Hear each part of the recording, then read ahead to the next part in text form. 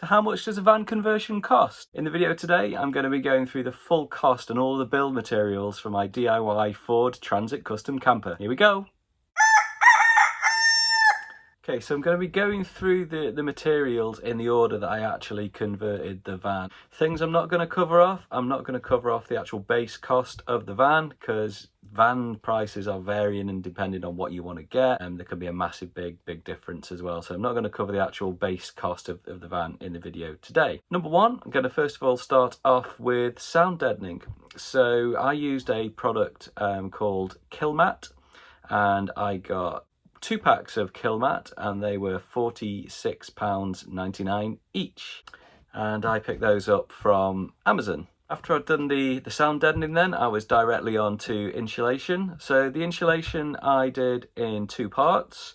So first of all, I got some thermal roll, which was kind of like a polyurethane type material, and that's like the thicker stuff that would go in between the voids in the van.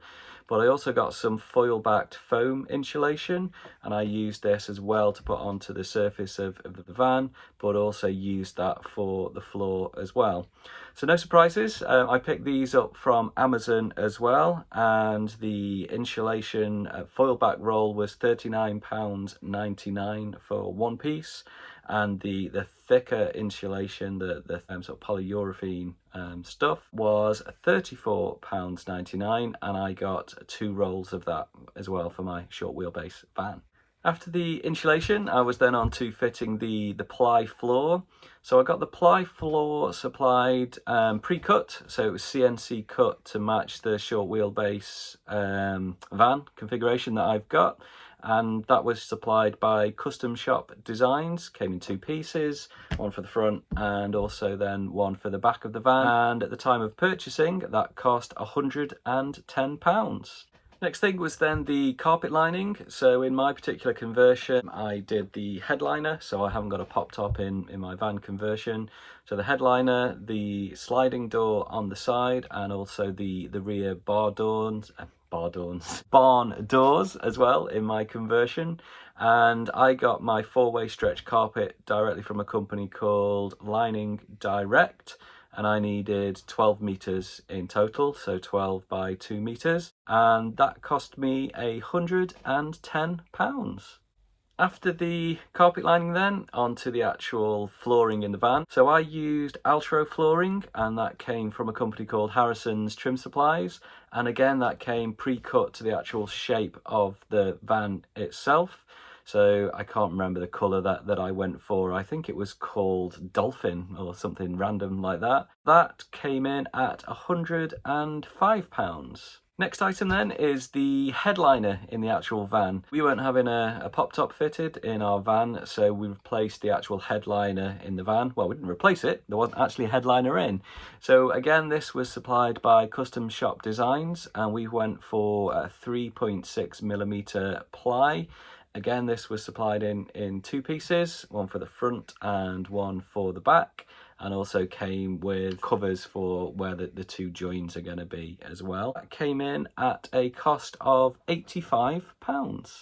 Next item was our actual furniture units. Controversial point, this one. What we went for was some MDF units, so pre-cut MDF, and I hear lots of different things about them being too weighty and should probably go for lightweight ply, but we're okay with them. They are alright, they look pretty good now in the van, and they came supplied in flat pack form by a company called Alpine Leisure, and that included the furniture kit and also the foldable table as well.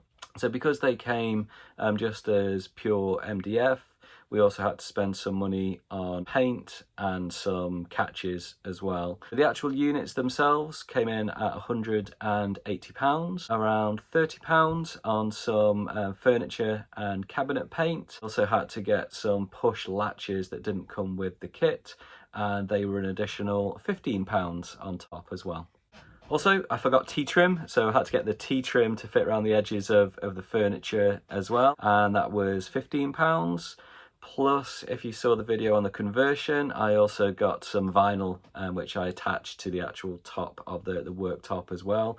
And the vinyl came from a company called Vinyl Direct, and that was £15. Next, we're on to electrics. So in the van, I've got both 12 volt and 240 volt hookup for the electrics. And I got the main kit supplied by a company called Wired Kampers. So that baseline kit from Wired Kampers was £386. But in addition to that, I also needed a few other little bits that didn't come in the kit as well. So LED lights for the underside of the cupboards and also for the roof liner. They came in at around £15 for the two. I also got a separate isolator switch that was an additional £10, and I got a bus bar as well, which was for my common grounding or common earth in the van, and that was an additional £9. Another part of the electrics fit out though, which was quite expensive, was we fit a CTEK D250 SE into our van as well. So the van had a smart alternator, so we needed the CTEK in place there so we could make sure we could still get charge from the smart alternator into our leisure battery as well.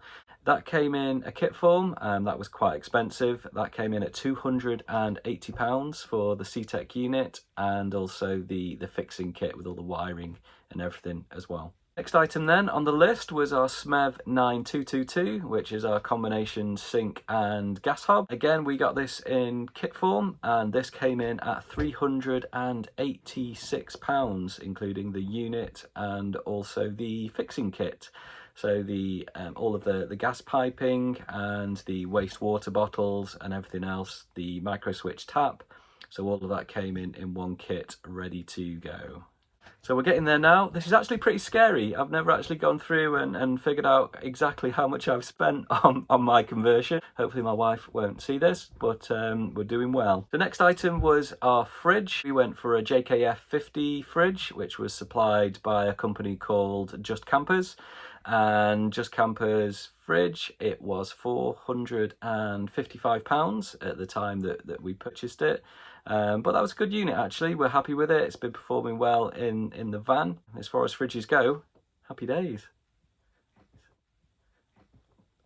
Last item then is the rock and roll bed. We had the rock and roll bed supplied and fitted by a company called Hammond Camper Beds or Hammond Campers, and we went for a Bentley style bed, but we also had matching cushions as well. So the bed itself was £1,100 fitted, and we also paid an extra £40 for some matching throw cushions as well. So I don't know if you've been doing some quick maths along the way, totting it up as we've gone along, but the total cost of my DIY conversion has come to £3,449.95.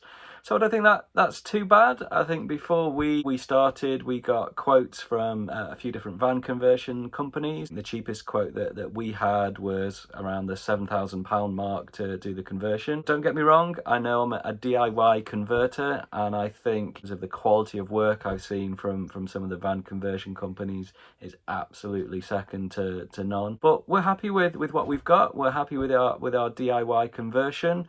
Our actual budget before we started was £3,000 to do the full conversion, but we did go over in a few areas as well, specifically because we had to get the CTEK unit, which wasn't part of our original plan because we didn't think we had a smart alternator, but we did.